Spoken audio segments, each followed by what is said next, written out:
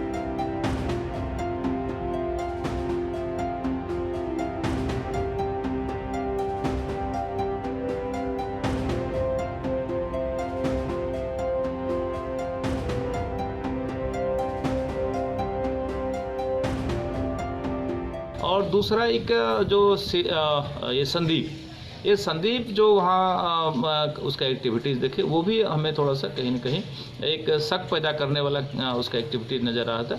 और दूसरा ये था कि हमको लगता है घटना का 10 दिन भी नहीं बीता, उसके बाद तुरंत उसने एक मीडिया में आकर के मीडिया बाइट देना शुरू किया और जो भी लोगों से पूछताछ चल रही थी मुंबई पुलिस के द्वारा, उन तमाम लोगों को क्लीन चिट देने का शुरू कर दिया था। तो एक मेन गैंगस्टर की तरह वो काम कर रहा था, और जैसे कि बहुत सारा ग्रुप होता है तो सबसे कनेक्शन होता है, उस तरह का वो व्यक्ति है।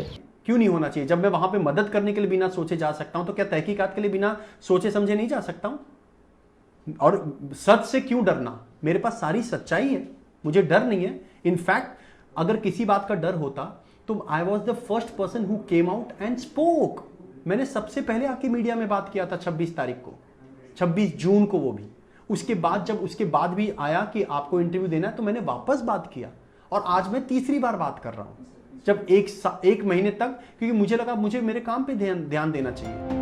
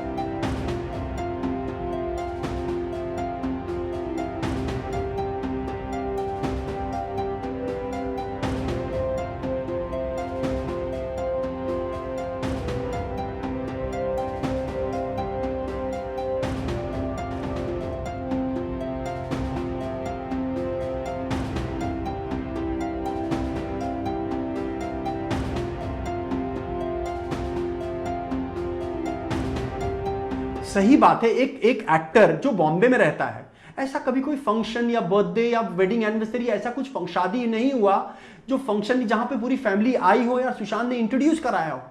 एज अ जर्नलिस्ट भी 10 साल या एज अ प्रोड्यूसर मैंने इतने लोगों के साथ काम किया, लेकिन जरूरी नहीं कि हम उनके माँ बाप भाई बहन सबको जाने, अनलेस कि वो भी एक स्टार हो।